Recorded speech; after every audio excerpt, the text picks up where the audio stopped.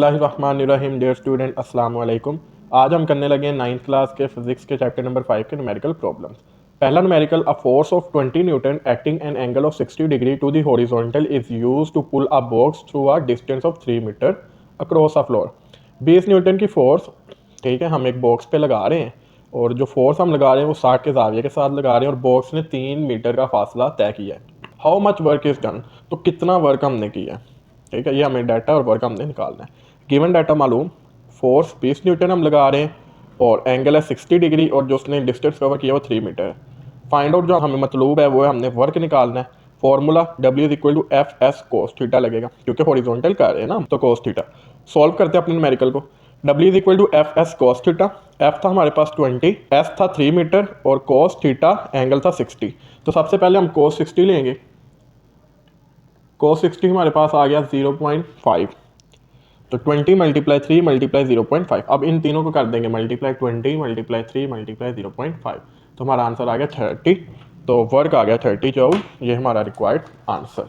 तो रिजल्ट आया W is equal to 30 joule. यानी अगर हम एक बॉक्स को 20 न्यूटन की फोर्स से खींचे 60 के जाविये के साथ और वो 3 मीटर का फासला तय करे तो हमारा जो वर्क लगेगा उस पर वो 30 जूल लगेगा। 5.2 numerical, a body move a distance of 5 meter in a straight line under the action of a force of 8 Newton. एक जिसम है उसमें हम 8 न्यूटन की फोर्स लगा रहे हैं और वो 5 मीटर तक सीधी लाइन में चल रहा है। If the work done is 20 joule, और अगर उस पर 20 जूल वर्क हो, find the angle with the force make with the direction of the motion of the body. तो हमने वो जाविया निकालना है जिस जाविये के साथ हम फोर्स लगा रहे हैं उस बॉडी पे। तो गिवन डाटा जो हमें गिवन है न्यूमेरिकल में, डिस्टेंस जो उसने कवर किया था 5 metre, S is equal to 5 metre, force हम लगा रहे थे 8 newton, F is equal to 8 newton, और जो हमने वर्क किया डब्ल्यू वो 20 जूल। मालूम क्या करना है, एंगल, किस एंगल के साथ हम कर रहे हैं। फॉर्मूला वही जो पिछले न्यूमेरिकल में लगा है, W is equal to F S cos theta. अब सॉल्व करते हैं, सोल्यूशन की तरफ मूव करते हैं। W is equal to F S cos theta. W था 20, एफ 8, एस 5 कोस थीटा। वैसे 20 8 5 था 40 कोस थीटा। अब 40 इधर मल्टीप्लाई और इधर आएगा तो divide, 20 by 40 is equal to cos theta.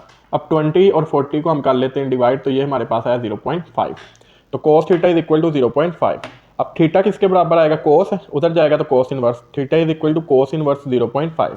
अब कोस इनवर्स जो हम लेंगे शिफ्ट कोस, ये कोस इनवर्स आ गया 0.5 एंटर किया तो ये हमारे पास आ गया 60, तो एंगल आ गया 60 डिग्री, हमारा required answer. 5.3 numerical, an engine raises 100 kilogram of water to a height of 80 metre in 25 second. एक इंजन 100 किलोग्राम पानी 25 सेकंड में 80 मीटर की बुलंदी तक उठाता है। What is the power of the engine, engine की पावर कितनी होगी। तो डाटा में जो गिवन है, मैस है 100 किलोग्राम, डिस्टेंस 80 मीटर और टाइम 25 सेकंड। अब हाइट आ गई ना, तो मूवमेंट भी है तो जी भी आएगा, जी 9.8 अप्रोक्सीमेटली 10 की बुक में हम जी 10 ही लेंगे, 10 मीटर पर सेकंड स्क्वायर। मालूम हमने करनी थी पावर, यानी फाइंड आउट मतलब जो हमें था। फॉर्मूला लगेगा P is equal to W by T. तो सॉल्व करते हैं, P is equal to W by T. W बराबर होता है F मल्टीप्लाई एस, पिछले न्यूमेरिकल में देखा, साथ एंगल आ जाता है, चूंकि इधर एंगल गिवन नहीं तो लगाने की जरूरत नहीं हमें। W की जगह आ गया एफ एस ओवर टी। अब हमें गिवन था मैस, डिस्टेंस, टाइम और ग्रेविटी। एफ फोर्स तो हमें गिवन नहीं थी, तो एफ हमने पढ़ा था पहले पिछले चैप्टर्स में, एफ बराबर होता है एम ए के। अब हाइट आ गई तो ए बराबर होगा जी के, तो F is equal to M G, तो एफ की जगह लगा दूंगा एम मल्टीप्लाई जी, ये multiply S over T. M था 100, जी 10, एस 80 डिवाइडेड बाई 25। अब 100 10 और 80 को मल्टीप्लाई करेंगे, 100 मल्टीप्लाई 10 मल्टीप्लाई 80, तो ये आ गया 80,000 डिवाइडेड बाई 25। 80,000 को डिवाइड कर देंगे 25 पर, तो ये आ गया 3200, 3200 वॉट हमारा आ गया वर्क। तो जो वर्क वो मोटर करेगी वो होगा 3200 वाट या 3200 वाट, ये हमारा required answer.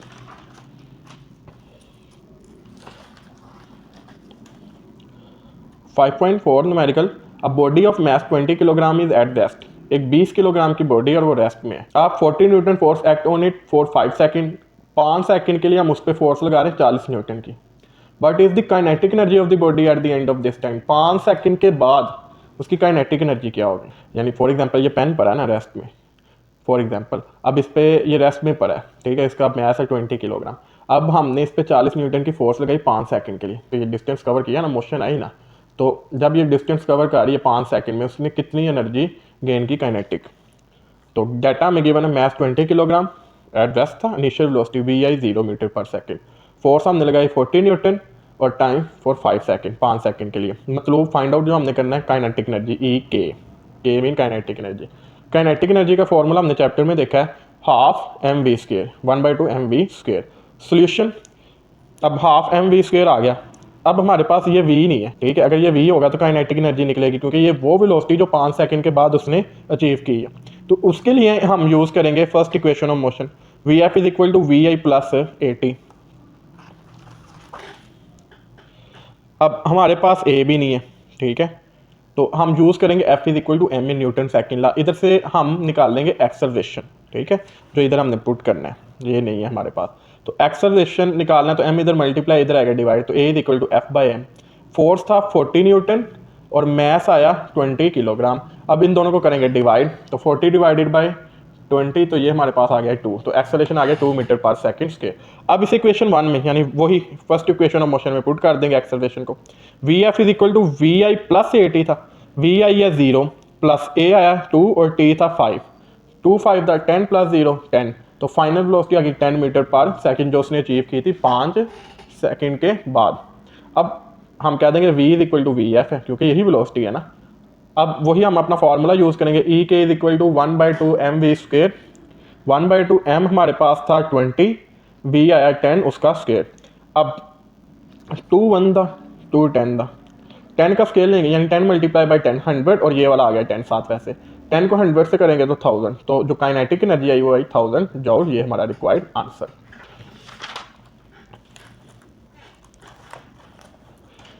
5.5 numerical, a ball of math 160 gram is thrown vertically upward. 160 ग्राम की एक बॉल है और उसे हमने ऊपर की तरफ फेंका है। The ball reach a height of 20 metre, और बॉल ने जो हाइट रीच की है वो 20 मीटर है, यानी 20 मीटर की बुलंदी तक वो गई है।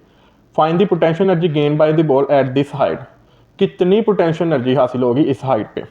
तो जो डाटा में गिवन है मैथ 160 ग्राम, 160 को 1000 पे करेंगे तो 0.16 किलोग्राम आ गया, क्योंकि ग्राम ऐसे यूनिट नहीं ना, तो 160 डिवाइडेड बाय 1000, तो ये आ गया हमारे पास 0.16 किलोग्राम। अब जो उसने डिस्टेंस हाइट कवर की थी h is equal to 20 metre, अब इसमें वो बॉल मूव कर रही है, ठीक है, और हाइट भी गेन कर रही है, तो जी भी आएगा वो 10 metre per second square. Find out मतलब क्या, potential energy E P, formula E P is equal to M G H, potential energy का फॉर्मूला सॉल्व करते हैं। E P is equal to M G H, M था 0.16, जी 10 और H 20। अब इन तीनों को करेंगे मल्टीप्लाई, 0.16 मल्टीप्लाई 10 मल्टीप्लाई 20, तो ये हमारे पास आ गया 32 जॉल। तो पोटेंशियल एनर्जी हमारे पास आ गई 32 joule at the height of 20 metre, जो हमारा required answer. 5.6 numerical, a 0.14 kilogram ball is thrown vertically upward with an initial velocity of 35 metre per second. एक 0.14 किलोग्राम की बॉल है, उसे हमने ऊपर की तरफ फेंका है, और जिस वेलोसिटी के साथ फेंका ना इनिशियली वह 35 metre per second. Find the maximum height reach by the ball, ball ज़्यादा से ज़्यादा कितना ऊपर जाएगी। उर्दू मीडियम में उसने 140 ग्राम का है, ठीक है, और इधर किलोग्राम का है, तो हम उसे कन्वर्ट कर लेते हैं डाटा में। तो गिवन डाटा मैथ है 140 ग्राम, इसे 1000 पे डिवाइड करेंगे तो किलोग्राम में आ जाएगा, 140 डिवाइडेड बाय 1000, तो ये आ गया 0.14 किलोग्राम, जो उसने इंग्लिश मीडियम में दिया है। Initial velocity 35 metre per second. अब हमने मैक्सिमम हाइट निकालनी है ना, तो जब एक बॉल को हम थ्रो करेंगे तो वो एक सर्टेन पॉइंट पे जाकर उसकी वेलोसिटी होगी 0, ठीक है, तो फाइनल वेलोसिटी उधर हो जाएगी 0, ये इनिशियल वेलोसिटी है 35, ठीक है, क्योंकि एक पॉइंट आएगा 0 होगी, फिर वो बैक मूव करेगी टुवर्ड अर्थ, ठीक है। तो यहाँ पर उसकी हाइट क्या है h, ये हमने अब क्या करना है मालूम करना है। Gravity -10 metre per second square, मैंने -9.8 भी लिखा है, ठीक है, लेकिन हमारे इधर 9th क्लास में 10 है तो हम -10, अच्छा माइनस इसलिए लगाया है कि ये अगेंस्ट अर्थ जा रही है, ज़मीन की मुखालफ सिमत में, इसलिए ग्रेविटी होगी नेगेटिव। फाइंड आउट मतलब height h, formula 2gh is equal to V F square minus V I square. Solve करते हैं by using third equation of motion, हरकत की तीसरी मसावत के मुताबिक 2gh is equal to V F square minus V I square. हमने निकालना है h, ये 2g इधर हो रहा है, मल्टीप्लाई इधर आएगा तो divide, h is equal to V F square minus V I square over 2g। अब h is equal to V F square था, फाइनल वेलोसिटी थी 0, 0 का स्क्र माइनस इनिशियल वेलोसिटी थी 35 उसका स्क्र ओवर 2g, g था -10, 0 का square 0, 35 का हम स्क्र ले लेते हैं, तो ये आ गया 1225 over plus minus minus 2 10 the 20 minus 20। अब 0 माइनस 1225 तो minus 1225 over minus 20, minus minus से कैंसिल, 1225 को हम 20 पे कर देंगे डिवाइड, तो ये आएगा 61.25। ये हमारा रिक्वायर्ड आंसर। तो हाइट आ गई 61.25 metre. 5.7 numerical. A girl is swinging on a swing. At the lowest point of her swing, she is 1.2 meter from the ground. At the highest point, she is 2 meter from the ground. What is her maximum velocity and where? उसकी maximum velocity कहाँ है और कितनी है। एक लड़की झूले पर झूल रही है, झूले पर इसकी कम से कम बुलंदी ग्राउंड से 1.2 मीटर और ज़्यादा से ज़्यादा बुलंदी 2 मीटर रहती है। इसकी ज़्यादा से ज़्यादा वेलोसिटी कितनी होगी और किस मुकाम पर होगी। हमने इमेजिन किया यहाँ से वो झूल रही है ऊपर को और ठीक है वापस, यानी ये इसकी है मेन पोजीशन, ये एक्सट्रीम और ये भी एक्सट्रीम। अब जब वो अपनी मेन पोजीशन पे आती है ना तो उसकी जो हाइट है वो 1.2 मीटर रह जाती है ग्राउंड से, और जब वो एक्सट्रीम पोजीशन पे जाती है तो उसकी हाइट हो जाती है 2 मीटर। और मेन पोजीशन पे वेलोसिटी मैक्सिमम होती है तो काइनेटिक एनर्जी हो जाएगी मैक्सिमम, और हाइट ज़ीरो हो जाती है ना तकरीबन मीन के लिहाज से, तो पोटेंशियल ज़ीरो मीन के लिहाज से। ये ग्राउंड की हाइट, ग्राउंड से उस स्विंग की हाइट है, ठीक है, इसे वो आप मर्ज ना कीजिएगा।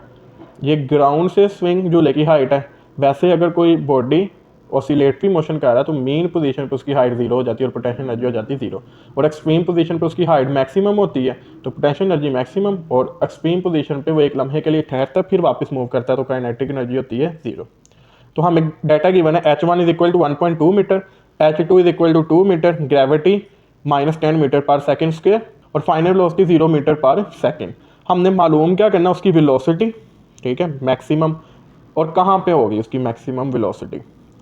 Formula 2gh is equal to V F square minus V I square. Solve करते हैं, ये थर्ड इक्वेशन ऑफ मोशन जो लास्ट न्यूमेरिकल में हमने देखी, 2gh is equal to V F square minus V I square.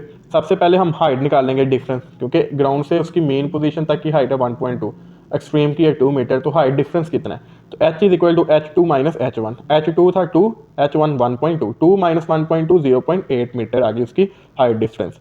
अब हम अपने फार्मूला को देखते हैं, 2gh is equal to V F square minus V I square, 2 multiply g minus 10 h 0.8 is equal to V F final velocity 0, क्योंकि वो extreme position पे जा रही है ना तो इधर एक लम्हे के लिए ठहरेगा तो फाइनल वेलोसिटी 0, माइनस वी आई हमने मालूम करना है। अब इन तीनों को जब मैं मल्टीप्लाई करूँगा, 2 मल्टीप्लाई 10 मल्टीप्लाई 0.8 तो ये आएगा 16, ये माइनस का था तो लिहाजा -16, क्योंकि plus minus minus plus minus minus 0 minus V I square, तो 0 minus V I square minus V I square is equal to -16, minus minus से cancel, V I square is equal to 16 metre per second. अब हम इधर लेंगे square root, तो taking square root on both side, दोनों तरफ जजर ले लिया। अब V I square is equal to 16 का स्क्वायर रूट, तो स्क्वायर रूट से कैंसिल, वी आई आ गया 4 मीटर पर सेकेंड। यही हमने वेलोसिटी निकालनी थी तो वी आई को हमने रख लिया वी के बराबर, तो वी आ गया 4 मीटर पर सेकेंड। वी आई भी लिखा रहने देंगे, कोई मसला नहीं, यही वेलोसिटी उसकी हमने मालूम करनी थी कि कितनी वेलोसिटी के साथ वो स्विंग कर रही है, ठीक है। तो मैक्सिमम वेलोसिटी उसकी कहाँ होगी, अभी हमने डायग्राम में देखा कि मेन पोजीशन पे काइनेटिक एनर्जी मैक्सिमम होती है, क्योंकि मेन पोजीशन पे जो वेलोसिटी होती है वो मैक्सिमम होती है, तो लिहाजा maximum velocity is eight lowest point. तो ज़्यादा से ज़्यादा वेलोसिटी कम से कम बुलंदी पर होगी, ग्राउंड से जितनी कम बुलंदी होगी उतनी वेलोसिटी ज़्यादा होगी। तो ये हमारा रिजल्ट आ गया। 5.8 numerical. A person pushes a lawn mower with the force of 50 newton making an angle of 45 degree with the horizontal.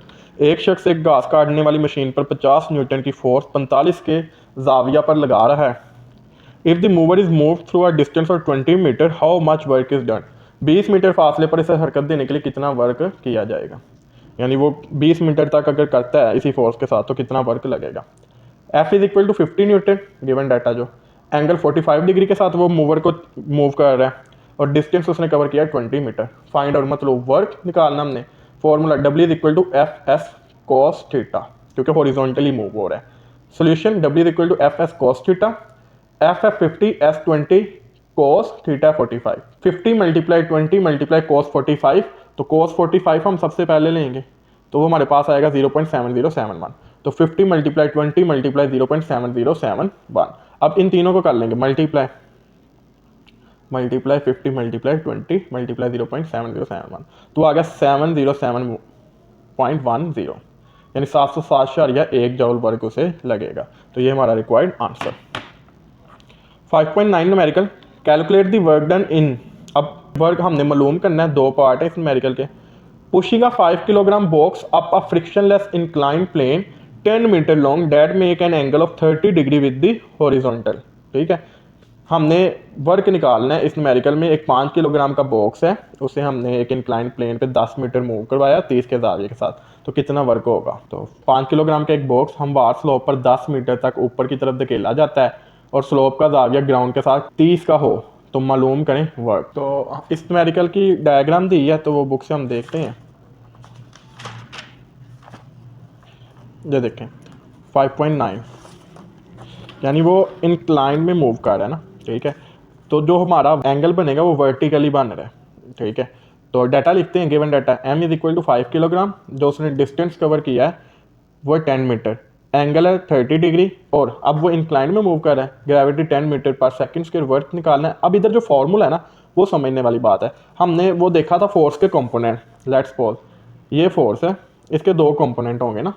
ठीक है, प्लेन पे एक ये होगा एफ वाई और एक होगा ये वाला एफ एक्स। ठीक है, अगर हॉरिजॉन्टली होगा तो एफ एक्स, वर्टिकली होगा तो वो हमारे पास होगा एफ वाई। तो ये वर्टिकली ऊपर की तरफ मूव कर रहा है ना, तो इधर आएगा W is equal to F S sin theta. तो W is equal to F S sin theta. अब मेरे पास तो M है, S है और G है। ठीक है, F तो है ही नहीं, तो F बराबर होता है mg। पिछले न्यूमेरिकलों में भी हमने देखा है, तो F की जगह आ गया mg s sine theta. M हमारे पास 5, G 10 और S भी 10, साइन थीटा है 30। तो सबसे पहले हम लेंगे साइन 30। तो साइन 30 हमारे पास आ गया 0.5। इनको भी मल्टीप्लाई करेंगे, 5 को 10 से किया 50, 50 को 10 से किया तो 500, मल्टीप्लाई साइन 30 लिया 0.5। अब 0.5 को मल्टीप्लाई करेंगे 500 के साथ तो वो हमारा आएगा 250 जॉल। तो वर्क आ गया 250 जॉल, जो हमारा रिक्वायर्ड आंसर।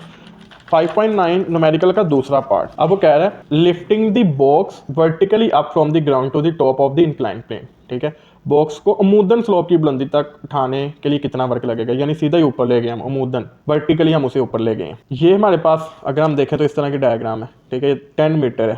ठीक, और अब हमने ये हाइट निकाल ली है। ठीक है, क्योंकि हम वर्टिकली ऊपर लेके गए ना तो हाइट निकाल लेंगे।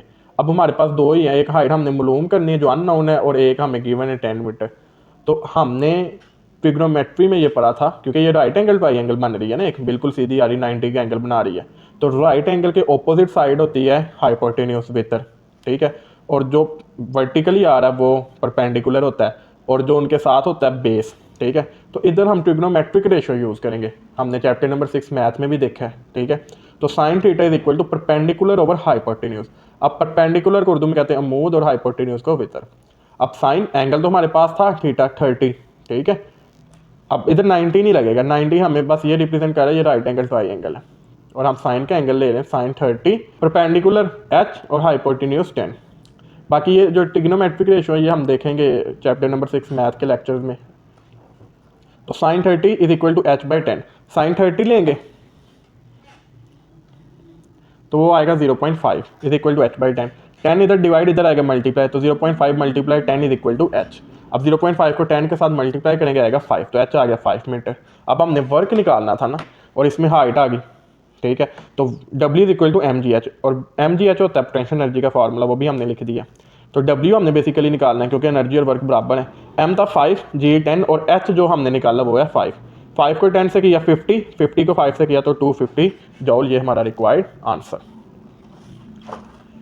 5.10 numerical, a box of mass 10 kg is pushed up along a ramp 15 metre long with the force of 80 Newton.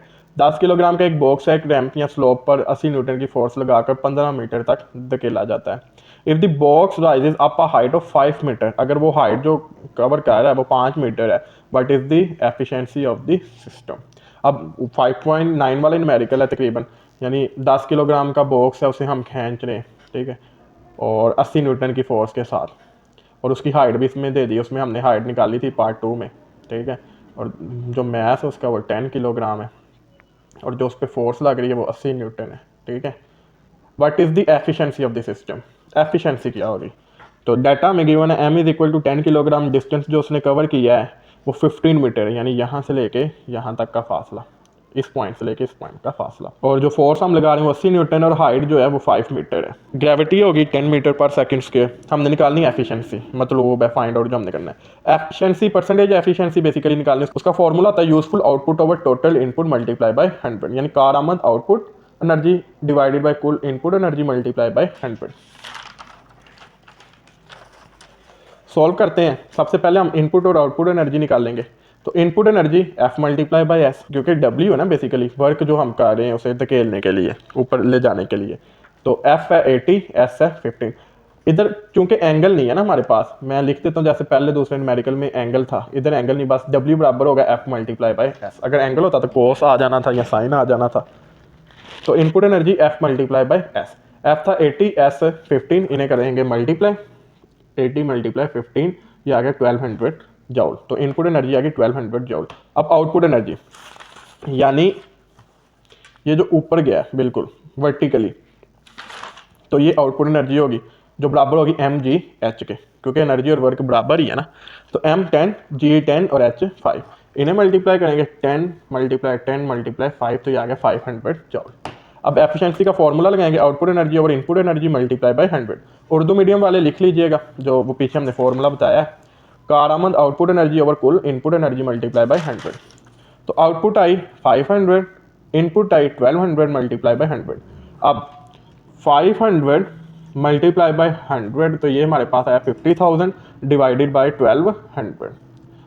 तो ये जब हम डिवाइड करेंगे वो आएगा 41.66%। ये हमारे पास आ गई परसेंटेज एफिशिएंसी, जो हमारा रिक्वायर्ड आंसर।